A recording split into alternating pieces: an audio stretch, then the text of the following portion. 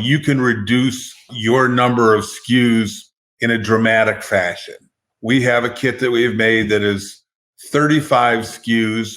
With those 35, you can make up to 450 different configurations.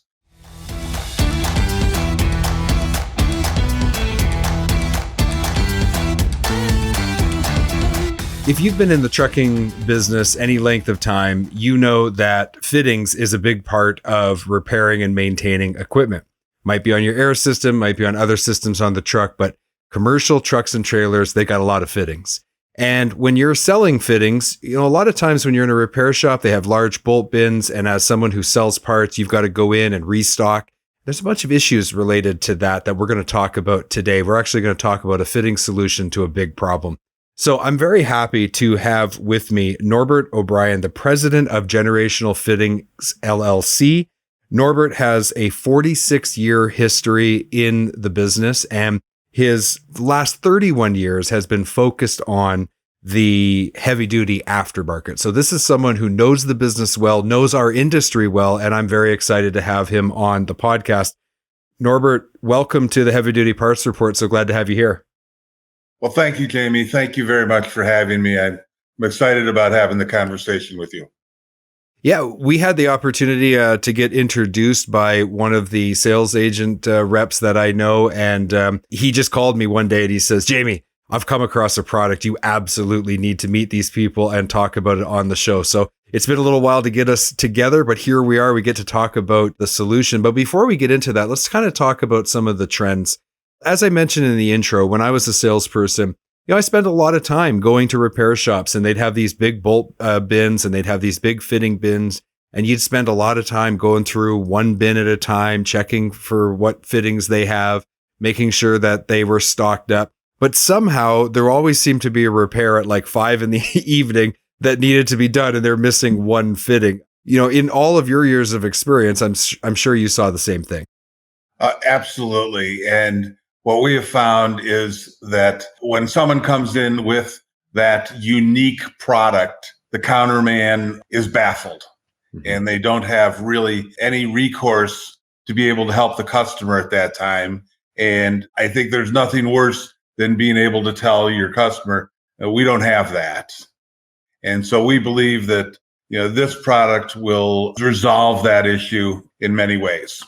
Well, and in the years that you've been in the business, I know I've seen this too. There's been a big shift in the types of fittings used by OEM manufacturers. At one point it was all the brass fittings, and then there was the quick connects, and there's just been a big shift in that. Can you talk a little bit about the shift in technology on fittings over the last few years?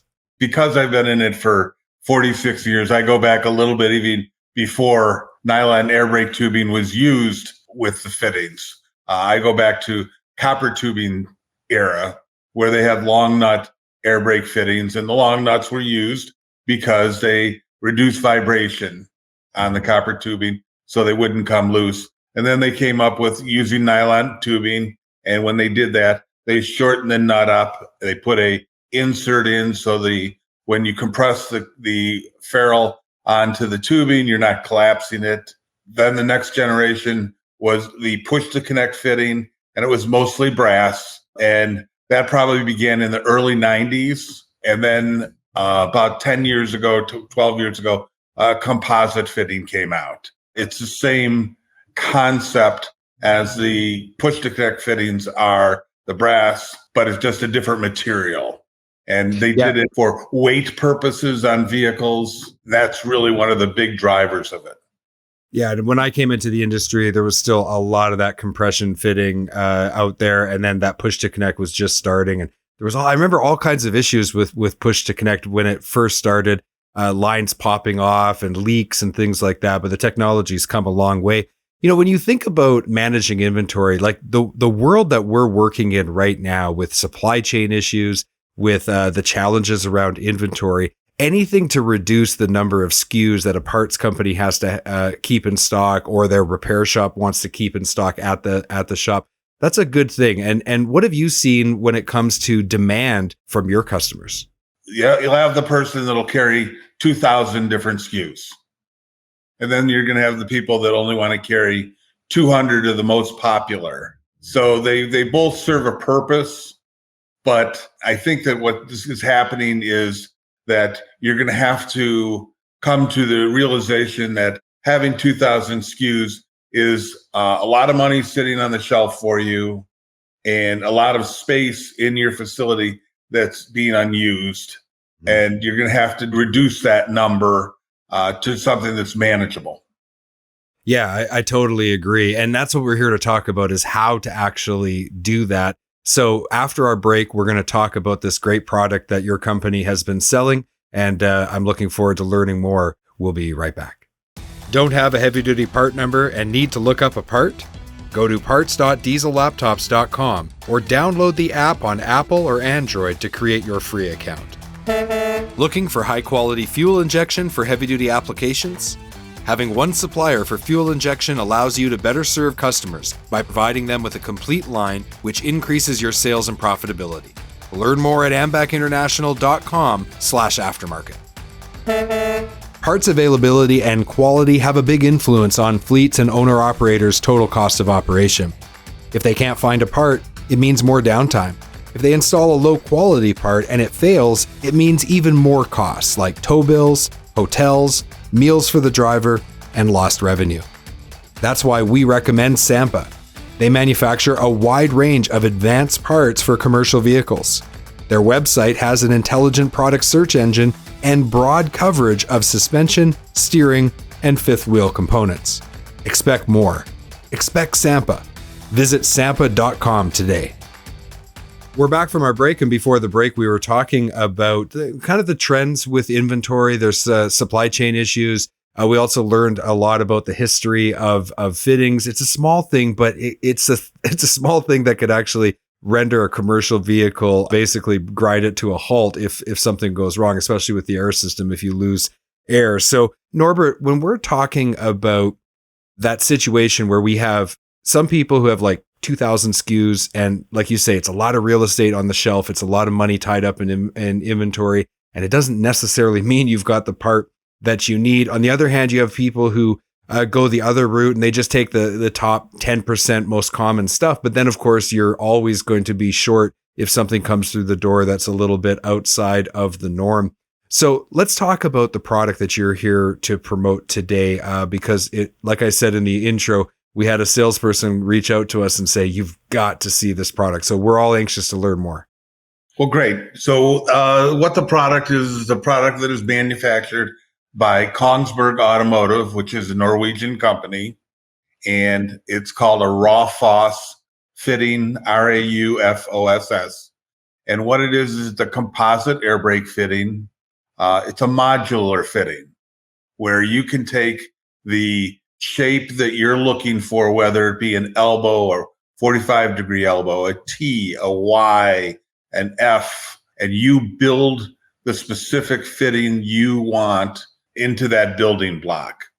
And what it offers you a multiple of different types of connections on the threaded side, and then also on your tubing side.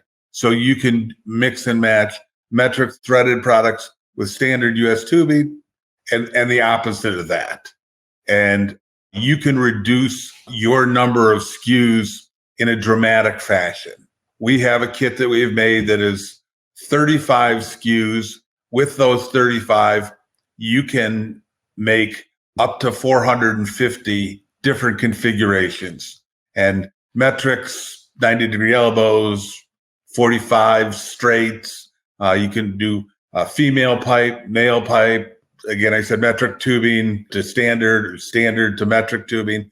It's a fitting that has a lot of different capabilities for you to decide what to do and how to resolve the customer's issue.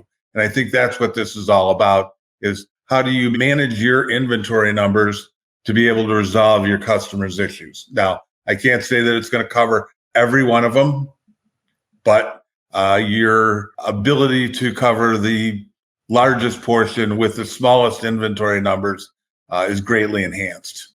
Yeah, that's really exciting. So okay, I've got a couple of questions. So one, if I'm a parts reseller, Do you sell these as like kits that I can sell out the door to mechanics that are coming to my parts counter? Is that how it works? We have looked at it as being three really different avenues. Okay. And one is you sell the kit to somebody who wants to have it in their shop, just like the bolt bin setup that you have, but it's but a lot smaller. a suitcase, Yeah. a briefcase. You can sell it to the individual that's an over-the-road repair person, where they have limited space in their vehicle, and they're able then to enhance what they're going to be able to offer to the customer when they're in a service call, and then sell it to the individual stores or heavy duty distributor, and they work through that, or they decide, okay, I'll put these 40 items or 35 items in stock, but I'll put them in a fashion that we'll be able to sell 1,000 elbows if we need to. So their number of an individual product will go up, but the number of SKUs will go down dramatically. Right. So, okay. So if we're buying like or selling that suitcase to someone, like if I'm running a parts store and I sell that suitcase to a mobile repair technician that buys parts from me, and now he needs to replenish those parts, can I buy them in bulk, or do they only come in those kits? No, they can be bought in bulk also. Awesome. So once you get it set up, you can just replenish your customer's suitcase and keep them right up. Once they use something, they come back to your store and you can fill that back up again. Okay. So another question that I had was, when somebody's out there in the field, and let's say they're driving or they're part of a fleet that has quite a few different trucks and different applications, is this something that is dependent on application? Like, was this designed specifically for one type of truck, or is it really something that's an all-make solution? It's an all-make solution. And just to speak to the vehicles that have it on it as original equipment, which are Volvos and Max, they've been using them for about 3 years in the States, about 15 years for Volvo in Europe. So it's a tried and true product, and that they've gone through the rigorous testing to make sure that it's a quality product that you're getting. And so it would be used in this very similar application to really any other fitting. And so Right. It's just designing the fitting as you need it. Is it only newer trucks that have that style of fitting, or is this kit kind of like reverse application where we can go to older trucks? Anywhere you have a air brake fitting, whether it be a 20-year-old truck, this part can be a replacement part for it. Oh, that's awesome. Like, I'm a co-host on another radio show called Mind Your Trucking Business. And one of my co-hosts, he runs a small fleet, and his oldest piece of equipment is a 2005 Western Star. And he's got newer equipment. I think he's got eight power units now. So he's going to be so excited to hear about this. I'm going to tell him as soon as we get off this recording. Because that's another customer I think that's perfect for this, is that owner operator or small fleet operator that does a lot of do-it-yourself repairs. This would be very handy to have in the truck with them.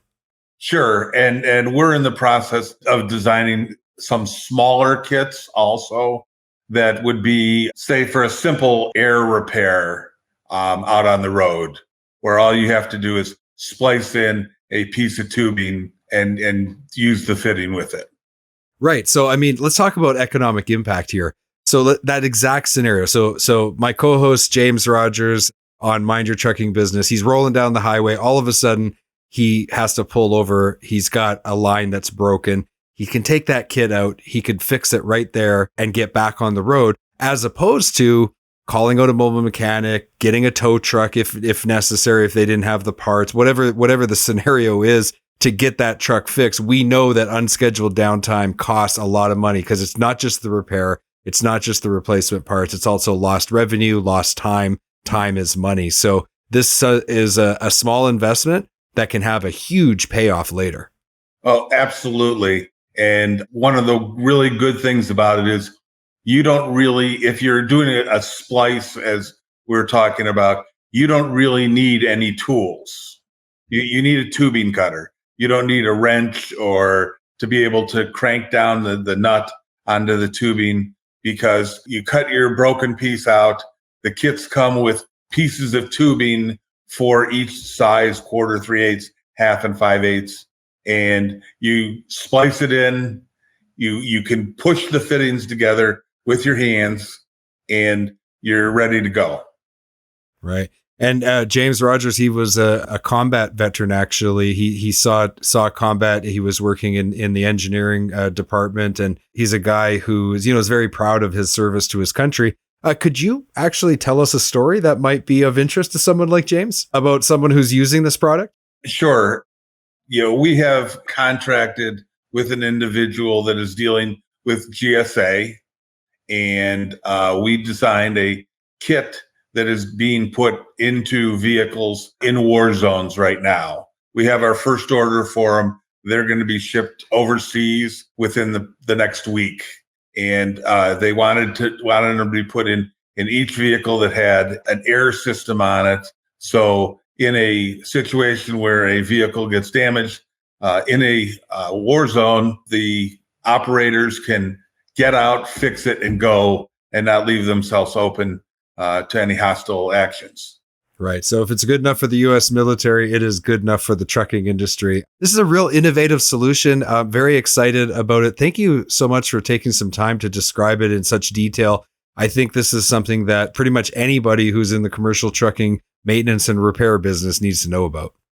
I would agree. Again, we look at it as a completely new universe of fittings than what has been out there in the past, and that we think this is where it's going to go. It's too easy to use, and it's too universal to use, that it's makes sense for everyone to at least give it a try. You've been listening to the Heavy Duty Parts Report. I'm your host, Jamie Irvin, and we've been speaking with Norbert O'Brien, the president of Generational Fittings, LLC. To learn more about this great product, go to genfitllc.com. So I've got it up on the screen here. And for those listening on the podcast, that's genfitllc.com. Links will be in the show notes. So if you're driving right now, don't worry. When you pull over, you'll be able to just open the show notes of the episode, one click, and you're right through. Norbert, thank you so much for coming on the Heavy Duty Parts Report. I hope to have you back on the show and we can talk more. Jamie, thank you very much for your time and for this opportunity to present this product to you and to your following.